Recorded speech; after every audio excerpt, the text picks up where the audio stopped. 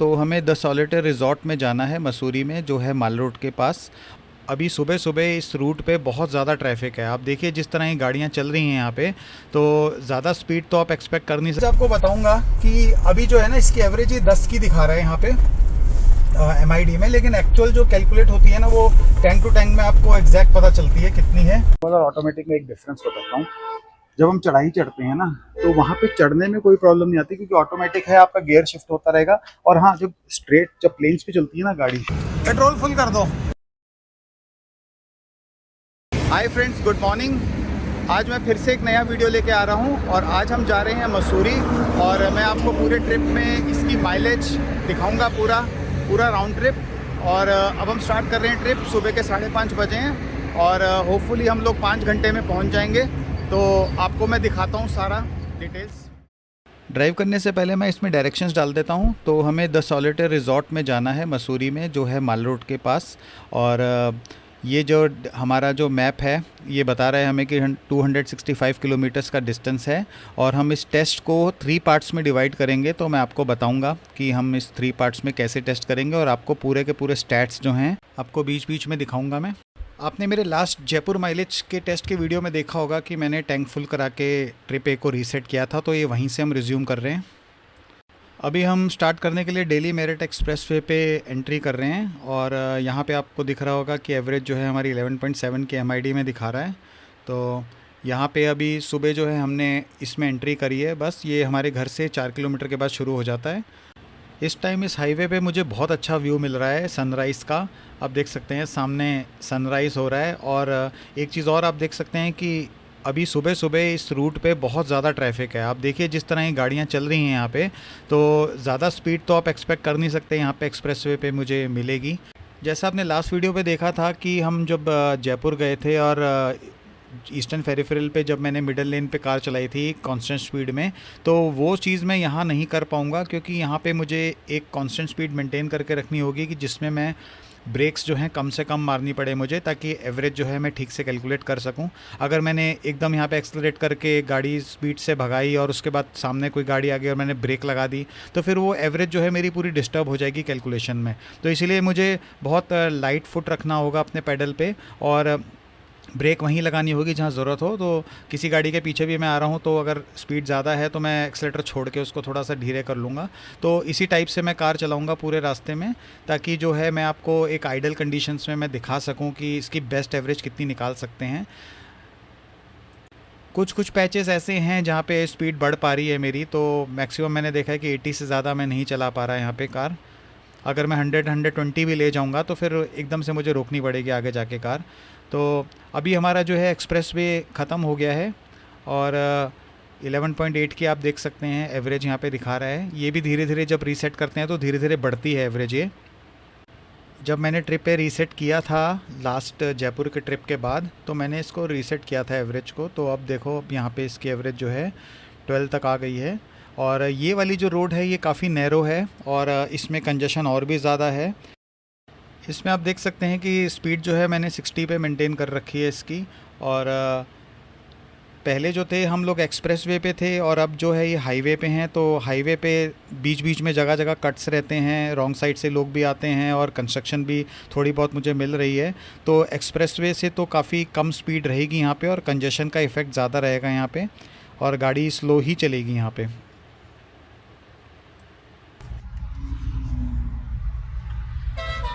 Friends, आज इस root पे बहुत ज़्यादा ट्रैफिक मिल रहा है हमें। और फ्राइडे का दिन है ना आज, तो 60-70 से ज़्यादा की स्पीड जा नहीं पा रही है अभी। जो हमारा टेस्ट 1 है वो हम प्लेन्स तक रखेंगे। तो अमानतगढ़ जो है उसके बाद जो है आगे जाके पहाड़ शुरू हो जाते हैं देहरादून से पहले। और उसके बाद देहरादून जो है वहाँ पे पूरा ट्रैफिक रहता है, बहुत जाम वगैरह रहता है। तो हम अमानतगढ़ का जो लास्ट पेट्रोल पंप है वहाँ से हम अपना रिफ्यूलिंग कराएंगे, और उस पॉइंट तक की हम प्लेन्स में एवरेज देखेंगे कितनी आ रही है। और फिर उसके बाद हम दोबारा आगे रीसेट करेंगे, और फिर पहाड़ और देहरादून का ट्रैफिक, और उसके बाद जो मसूरी के पहाड़ हैं वो, और वहाँ से रिटर्न वापस प्लेन्स तक। तो एक टेस्ट हम वो करेंगे, और उसके बाद जो है हम पूरा प्लेन्स का करेंगे टेस्ट। तो अप्रॉक्सीमेटली 190 किलोमीटर हम चल चुके हैं। तो यहाँ पर हम रिफ्यूलिंग कराते हैं और इस पॉइंट तक की एवरेज देखते हैं। फुल कर दो, टैंक फुल कर दो। मुझे कुछ खास एक्सपेक्टेशन नहीं है इस एवरेज से, क्योंकि ये रूट जो है पूरा का पूरा बहुत ज़्यादा कंजस्टेड था। तो जैसे मैंने जयपुर में गाड़ी चलाई थी ना, तो वैसा मज़ा तो मुझे चलाने में नहीं आया, क्योंकि बहुत ज़्यादा ट्रैफिक था। तो देखते हैं कि कैसी एवरेज आई है इस रूट पे। गाड़ी स्टार्ट है ना? हाँ, ऑटो कट हुआ है क्या? ऑटो कट तो होगा, पहली बैग मार दी, स्टार्ट है ना, कम चालू है।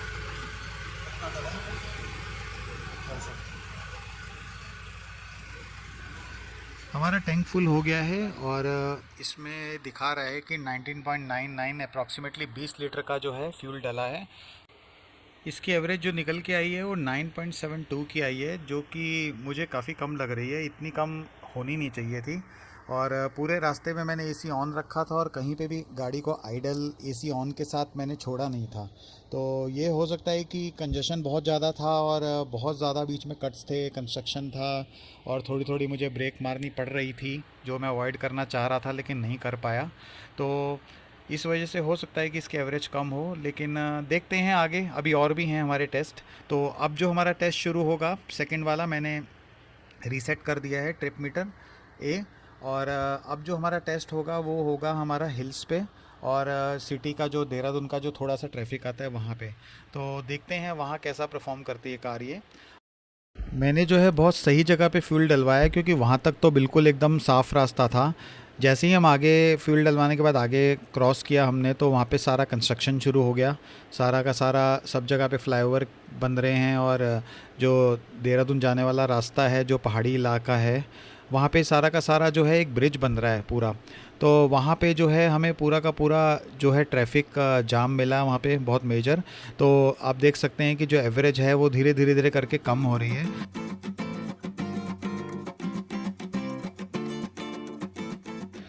यहाँ पर अब हमें एक्चुअल जाम मिलना शुरू हो गया है, जहाँ पे गाड़ियाँ जो हैं बिल्कुल रुक रुक के चल रही हैं। और जब भी हमारी गाड़ी रुकी है यहाँ पे हर बार, तो उसका इंजन शट डाउन ही हुआ है हमेशा। तो उस हिसाब से हमने फ्यूल वेस्ट नहीं करा है बिल्कुल भी, और आइडल जो है गाड़ी को हमने चलता हुआ नहीं छोड़ा है। तो ऐसे ही हमने रुक रुक के कार चलाई है।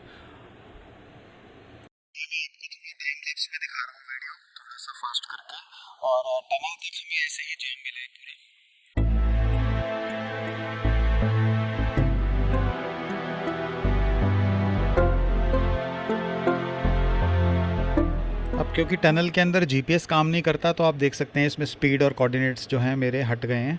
तो जैसे ही टनल से बाहर निकलूँगा वापस आ जाएंगे।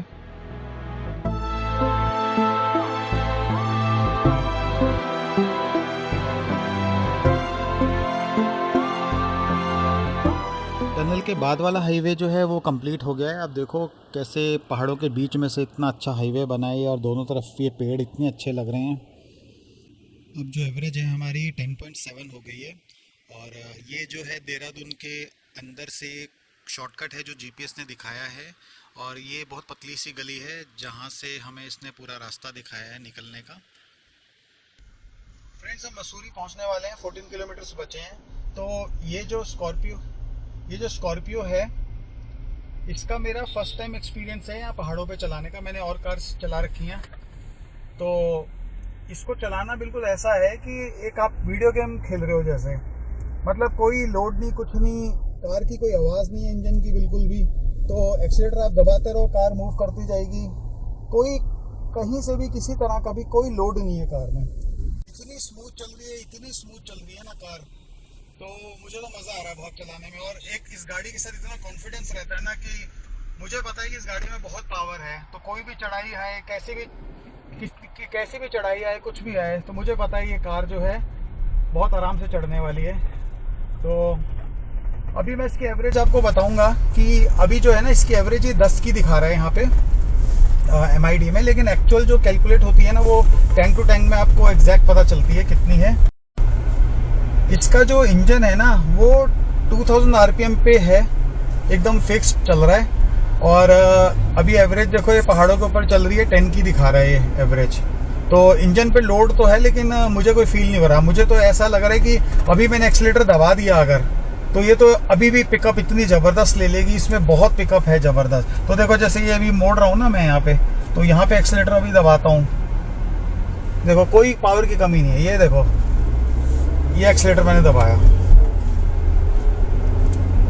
कोई कमी नहीं है पावर की। बस ये है कि थोड़ा यहाँ पे मेरे को मतलब हैबिट है कि स्लो चलाऊंगा थोड़ा मैं, क्योंकि ऑन कमिंग जो दूसरी साइड से ट्रैफिक आ रहा है ना वो काफ़ी स्पीड से आती हैं गाड़ियाँ, तो कोलिजन होने का डर रहता है। तो बस हम पहुँचने वाले हैं।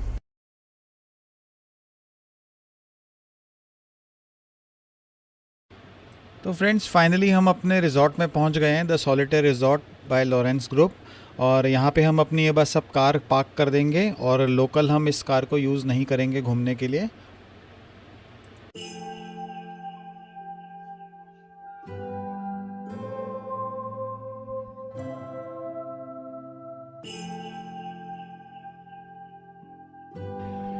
ये होटल की सीढ़ियाँ तो मुझे टाइटैनिक की याद दिला रही हैं। ऐसा लग रहा है कि हम टाइटैनिक के अंदर घूम रहे हैं।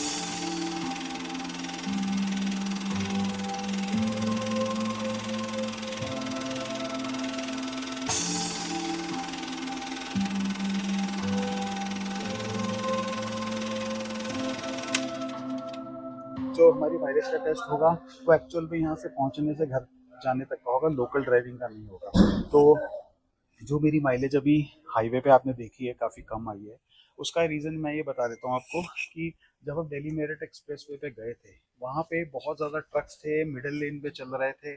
और जब दिल्ली मेरठ एक्सप्रेस वे ख़त्म हुआ उसके बाद जो दूसरी रोड आई, दूसरा हाईवे आया, वहाँ पे हर एक एक दो दो किलोमीटर में बीच बीच में कट थे।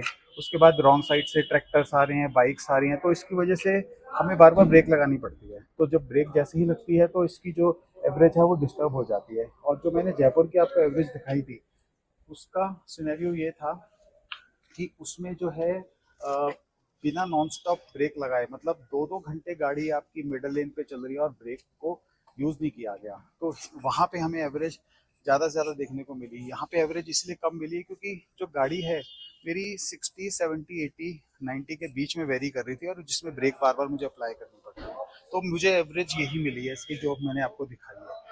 अब मैंने उसके बाद क्या किया कि इसको ब्रेक कर दिया वहाँ पे, और फिर उसके बाद जब हिल्स आया और देहरादून आया तो मैंने कहा वहाँ की एवरेज में अलग कैलकुलेट करता हूँ।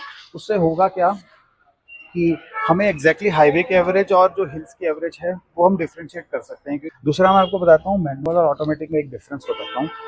जब हम चढ़ाई चढ़ते हैं ना तो वहाँ पे चढ़ने में कोई प्रॉब्लम नहीं आती क्योंकि ऑटोमेटिक है, आपका गियर शिफ्ट होता रहेगा। और हाँ, जब स्ट्रेट जब प्लेन्स पे चलती है ना गाड़ी, आपको गियर शिफ्ट जो है कभी भी पता नहीं चलेगा। लेकिन क्योंकि हिल्स में बहुत ज़्यादा स्ट्रेस आता है इंजन पे, तो उसमें क्या होता है कि आपको गियर शिफ्टिंग ना आवाज़ से पता चलती है। इंजन की आवाज़ जो है ना थोड़ी थोड़ी चेंज होती रहती है जब गियर शिफ्ट होता है, लेकिन कोई झटका, कोई उसमें वाइब्रेशन नहीं आती। ठीक है, तो वो चीज़ बहुत अच्छी है इसमें कि आपको इंजन की आवाज़ से गियर शिफ्टिंग पता चलती है। और डिसेंट में क्या होता है कि जैसे मैनुअल कार्स होती हैं उनमें क्या होता है कि आप उसको न्यूट्रल कर सकते हो डिसेंट पे। तो न्यूट्रल करने से तो गाड़ी तो बस फ्री फॉल हो रही है, कोई इंजन की एनर्जी यूज हो रही, कुछ नहीं हो रही। लेकिन वो कुछ हद तक डेंजरस भी है क्योंकि क्या होता है जब भी आप डिसेंट पे गाड़ी उतारते हो ना तो हमेशा गियर पे उतारनी चाहिए। उससे क्या होता है कि आपकी गाड़ी जो है, जब आपको सडन ब्रेकिंग लगानी पड़ेगी ना, इंजन टेक ओवर कर लेता है, इंजन उसको गाड़ी को स्लो डाउन कर लेता है। तो इसलिए कभी फ्री फॉल न्यूट्रल पे उतारनी नहीं चाहिए गाड़ी। अगर आप उतारते हो तो आपकी आपकी बिल्कुल मतलब ऐसा हो गया कि फ्री में चल रही है गाड़ी। ठीक है, ऑटोमेटिक में क्या चीज़ है कि जब आप फ्री फॉल नीचे कर रहे हो, ये क्योंकि हमेशा गियर पे रहती है, ऑटो एंगेज रहता है, तो वो जो इंजन है वो इसको स्लो डाउन करता है और मेंटेन करके रखता है। तो आपकी जो फ्यूल की एनर्जी है वहाँ पे भी यूज होती है। तो अभी हम जब डिसेंड करेंगे तो एग्जैक्ट एवरेज मैं आपको तब बता पाऊंगा। लेकिन ये है कि ऑटोमेटिक में तो आपको बिना दिमाग लगाए गाड़ी चलानी है, चढ़ाने के लिए भी उतारने के लिए। मैनुअल में बस आपको थोड़ा सा बेनिफिट ये मिल जाएगा कि जब आपकी बिल्कुल स्ट्रेट सड़क है और आप नीचे जा रहे हो तो थोड़ा आप उसको न्यूट्रल पे कर सकते हो और आप स्पीड के हिसाब से उसको इमीडिएटली ब्रेक लगाने से पहले गियर पे डाल दो, ताकि आपकी जब ब्रेक लगे तो इंजन टेक ओवर कर ले। ठीक है, तो कभी भी आप न्यूट्रल पे उतारने का ट्राई मत कर। एक चीज आपको बहुत अच्छी बताता हूँ इसमें, कि जब आप चढ़ाई पे जाते हो, बहुत स्टीप चढ़ाइयाँ आती हैं हिल्स पे, तो आपको एसी बंद करने की जरूरत नहीं है। 2 लीटर का इंजन है, इतना पावरफुल इंजन है इसका, इतनी इसमें पावर है, इतनी पावर है इसमें कि आपको इसका जो है एसी बंद नहीं करना पड़ेगा। और जनरली हमने देखा क्या है कि जो 1500 सीसी है उससे नीचे की कारें होती हैं, हमेशा आपको एसी बंद करना पड़ता है, क्योंकि गाड़ी में पैसेंजर्स फुली लोडेड होते हैं, सामान होता है, तो गाड़ी चढ़ ही नहीं सकती। 2 लीटर की कार में प्रॉब्लम नहीं आती, इसमें तो स्पेशली बिल्कुल भी नहीं आएगी। तो मैंने जो पूरे रास्ते में होटल तक पहुंचने तक मैंने एसी बंद नहीं करा। अब हमने होटल से चेकआउट कर लिया है और अब हम निकल रहे हैं गाज़ियाबाद की तरफ। और अभी जो हमें स्टार्टिंग में जो एवरेज दिखा रहा है वो दिखा रहा है 9.3 की। तो अब हम देखते हैं उतरने के टाइम कैसी एवरेज रहती है, और एक बार उतरने के बाद, देहरादून क्रॉस करने के बाद हम रीफ्यूलिंग कराएंगे और देखेंगे एवरेज कितनी आती है।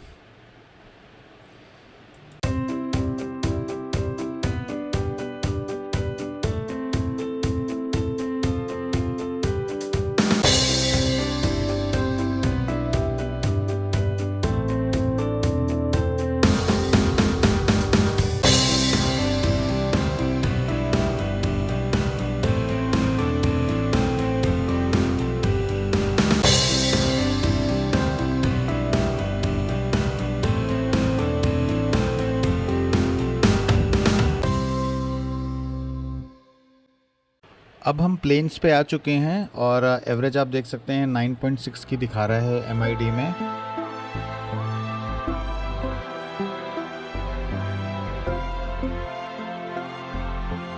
तो फ्रेंड्स, मसूरी माल रोड से उतरने के बाद 170 किलोमीटर कार चल चुकी है, जिसमें हमने देहरादून और ये पहाड़ सब कवर कर लिया है। तो अब हम हैं हरिद्वार रुड़की रोड NH58 पे। तो अब हम रीफ्यूलिंग करा रहे हैं और देखते हैं कि एवरेज कितनी आई है सिटी और पहाड़ की मिला के। पेट्रोल फुल कर दो, एवरेज का वीडियो बना रहा हूँ।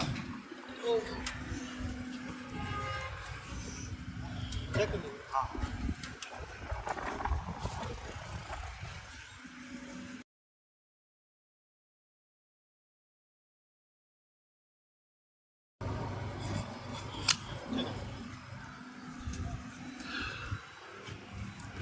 तो फ्रेंड्स, आपने इसमें देखा कि एवरेज जो है 8.9 की आई है, जिसमें से अप्रॉक्सीमेटली 60-70 किलोमीटर्स पहाड़ होंगे, और बाकी जो एरिया है वो सारा सिटी का है और थोड़ा सा हिली एरिया है।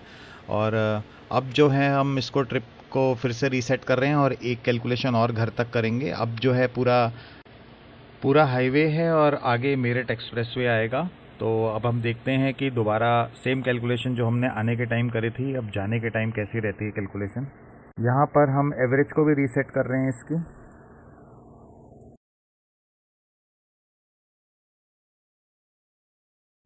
अभी जो इस रूट पे गाड़ी आगे चल रही है 40-50 से ज़्यादा नहीं चल पा रही है और कंजेशन काफ़ी है।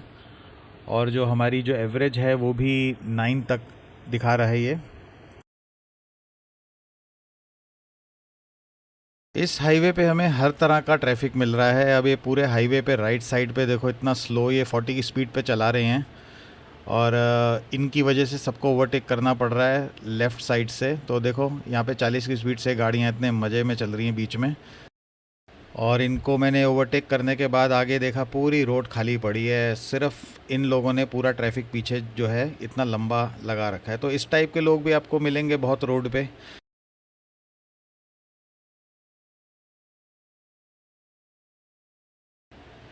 देखो, अब थोड़ी सी खुली सड़क आई है और गाड़ी जो है 70 तक जा रही है, 80-70 तक चला पा रहा हूँ मैं। तो देखो अब एकदम से एवरेज जो है इसकी बढ़ गई है, 11.3 तक आ गई है। और देखो अब यहाँ पे 13 की दिखा रहा है एवरेज। ये देखो किस तरह की गाड़ियाँ हमारे यहाँ पे अलाउड होती हैं। मैंने बचपन से सुना है कि इस तरह जो सरिये बाहर निकले होते हैं ये बहुत फेटल होते हैं, जानलेवा होते हैं, लेकिन सब चलता है हमारे यहाँ पे। देखो क्या मज़े से, मतलब कोई डर नहीं, कुछ नहीं, चल रहे हैं बस आराम से। इनको कोई नंबर प्लेट की भी ज़रूरत नहीं है, कुछ रूल्स रेगुलेशन की ज़रूरत नहीं, इनकी अलग ही दुनिया चल रही है। इस टोल ने भी हमें रुला दिया। 3 लाइनें हमें चेंज करनी पड़ी हैं जाने के लिए, और 3 लाइनों में जो है गाड़ियाँ रुकी पड़ी हैं, इनको पास पैसे नहीं है देने के लिए। इस टाइम हम हैं मेरठ एक्सप्रेस वे पे, और काफ़ी देर से एवरेज जो है 13.3 के आसपास ही है। ये मैं आपको टाइम लैप्स में दिखा रहा हूँ मेरठ एक्सप्रेस वे का। देखो, ये है असली मज़ा गाड़ी चलाने का, जिसमें आपको कुछ नहीं करना, बस गाड़ी चला के अपना क्रूज़ कंट्रोल पे डालो और गाड़ी चलती रहेगी, कोई डिस्टर्बेंस नहीं है। मज़ा है इसमें चलाने का गाड़ी।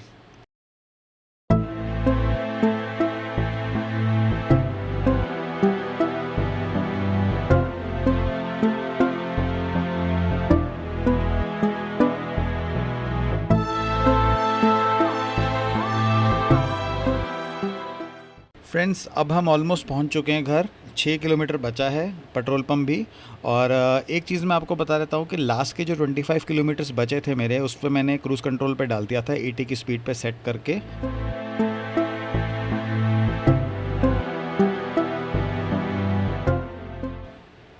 तो चलो अब फ्यूलिंग कराते हैं इसकी।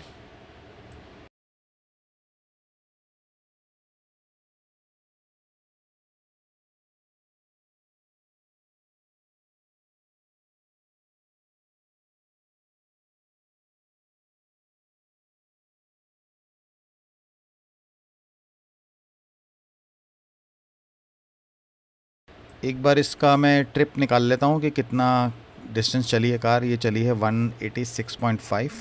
तो चलो डलवाते हैं फ्यूल। पेट्रोल फुल कर दो।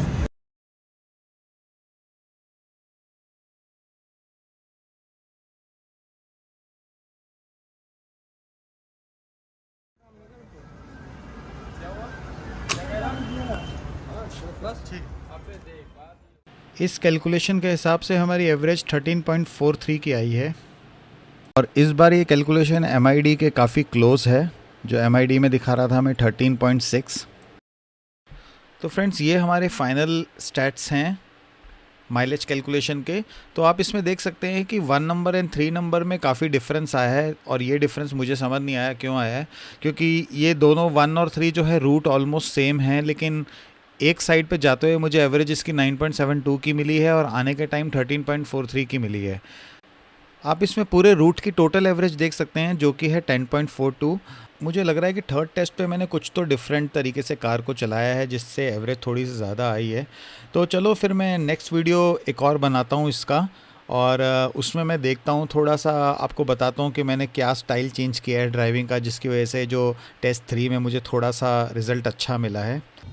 फ्रेंड्स, ये जो डिफरेंस मेरे टेस्ट 1 और टेस्ट 2 में आया है, जहाँ तक मुझे समझ आ रहा है कि इसमें ये हो सकता है कि जो मैंने रिटर्न का रूट लिया था, उसमें गाड़ी जो थी वो 60 के आसपास चली थी, 50-60 के आसपास ज़्यादा चली थी। और जब रूट 1 पे हम टेस्ट 1 पे जब हम गए थे, तो गाड़ी वेरी कर रही थी 70, 80, 90, और उसमें ट्रैफिक भी था। तो मैं एग्जैक्टली नहीं कह सकता कि एवरेज क्यों फर्स्ट वाले टेस्ट में कम आई है, कि पेट्रोल पंप का मीटर बहुत तेज़ चल रहा था, क्या था, मुझे कुछ आइडिया नहीं है। हाँ, एक चीज़ है जो मैंने रियलाइज़ करी है कि जब टेस्ट 3 मैंने किया था, उसमें एक चीज़ मैंने थोड़ी सी डिफरेंट करी थी। तो मुझे डाउट है कि उससे एवरेज थोड़ी बेटर हुई है, और भी ज़्यादा बेटर हो सकती है। तो अभी मैं डिस्क्लोज करने से पहले एक बार उसको अच्छी तरह थॉरोली टेस्ट कर लेता हूँ। और मैं प्लान कर रहा हूँ कि एक वीडियो में ईस्टर्न पेरिफेरल का फिर से बनाऊं, जिसमें मुझे MID में 15 तक दिखाया था, और मैं मैच करके देखता हूं कि मैं 15 तक ला सकता हूं एवरेज इसकी टैंक टू टैंक में। तो अगर वो मेरा कंफर्म हो जाता है, और हो जाता है कि हाँ भाई ये 15 की मैंने टैंक टू टैंक निकाल ली है, फिर मैं आपको बताऊंगा कि मैंने क्या डिफरेंट ऐसा करा जिसकी वजह से मुझे एवरेज इसकी ज़्यादा मिली। क्योंकि ये कार नहीं है मेरे लिए, मैं भी इसमें R&D कर रहा हूँ और देख रहा हूँ कि किस अलग अलग तरीके से चला के तो किस तरह मैं एवरेज बेस्ट निकाल सकता हूँ, और आपके साथ शेयर करूंगा कि कैसे एवरेज निकाल सकते हैं बेस्ट इसकी। और इस बार मैं नेक्स्ट टाइम और वीडियोस जब मैं बनाऊंगा आगे, तो उसमें मैं पावर पेट्रोल भी, इसमें स्पीड वाला जो होता है वो वाला भी मैं एक बार टैंक फुल करा के उससे भी देखूंगा कि कितना इफेक्ट आता है एवरेज में और कार की परफॉर्मेंस में।